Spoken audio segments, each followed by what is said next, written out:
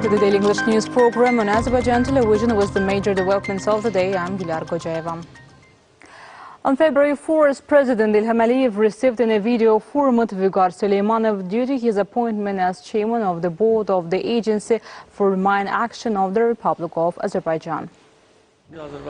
President İlham noted that the demining of the liberated lands is a priority task, and this work should be carried out in such a way that it doesn't allow accidents to occur after their completion. Regrettably, speaking about the accidents that took place in the liberated territories after the war and in recent days, the head of state appealed to the citizens of Azerbaijan not to visit the liberated lands without permission. This accident once again shows that after the occupation, the malicious enemy not only destroyed all our buildings, all our historical monuments, but also mined everything everywhere. Not only territories close to the contact line have been mined, but also cities, roads, important strategic heights, and we do not have maps of the minefields, said President İlham, stressing that this is why our demining experts are entrusted with a great task. Without the mining work on the liberated lands, there can be no talk of any development. Noting that the agency faces great tasks, the head of state touched upon the issues of proper organization of activities, attracting professional personnel, purchasing modern equipment, and gave instructions to carry out this work quickly and efficiently. President İlham said that after the demining work, the damage cost should be assessed and restoration work carried out, noting that in addition to mines, there are quite a few unexploded ordnances in the liberated territories. The head of state touched on the importance of conducting training courses for the employees of the agency, attracting experienced international specialists in this area, organizing short-term courses abroad, and added that in this process of clearing mines, satellite imagery can also be used effectively.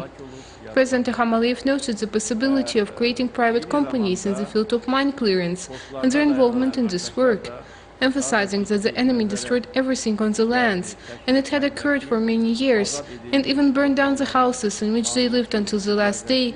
The head of state said that our entire infrastructure had been destroyed. We need to develop national standards for mine clearance operations.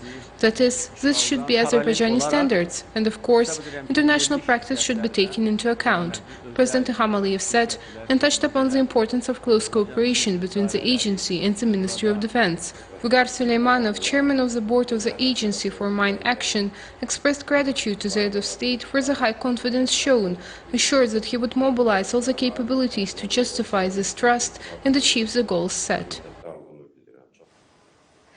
In order to address socio-economic, humanitarian, organizational and other urgent issues, as well as coordinate activities in these areas in Azerbaijan's lands liberated from Armenian occupation, a regular meeting of the country's coordination headquarters created by the order of Azerbaijan's president dated November 24, 2020 was held. Chief of the Staff of the Presidential Administration, Samir Nuriyev, informed the meeting participants about the instructions by the head of state and the work carried out in accordance with the outlined strategic aims. Samir Nuriyev noted that the main current tasks for the country are the dynamic and high-quality implementation of restoration work, which is of nationwide importance, as well as the efficient use of latest standards and technologies in these processes. During the meeting, the work on the schedule of ministries and other government agencies based on the strategic activity plan and the action plan drawn up by the coordination headquarters was reviewed. Experts in the various fields are also involved in the work of the center.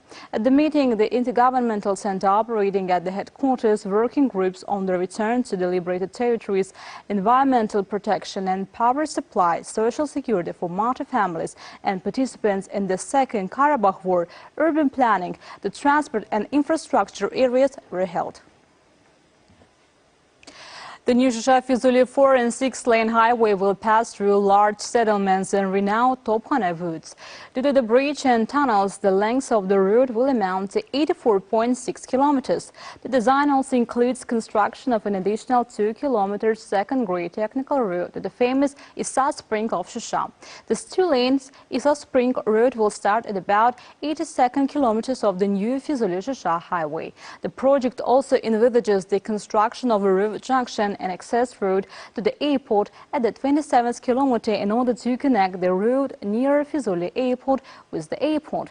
The first stage of the reconstruction work along the Victory Road, which the memorial symbol of the liberation of Shusha from the enemy, has been completed. Within 2 months, the road was expanded and a new roadbed was built. Also, an article titled Azerbaycan's Zengilan Future Strategic Intersection on the Silk Road, published on one of the most influential French-speaking portals of Europe, Atlantico. Sebastian Bossa showed his impressions with Azerbaycan's television, and his publication also noted that Armenians living with a dream of the Great Armenia occupied historical territories of Azerbaijan. He emphasized that for this reason about 800,000 Azerbaijanis had been expelled from their ancestral lands. It also stated in the article that one of the main issues of Azerbaijan in the liberated territories are mines.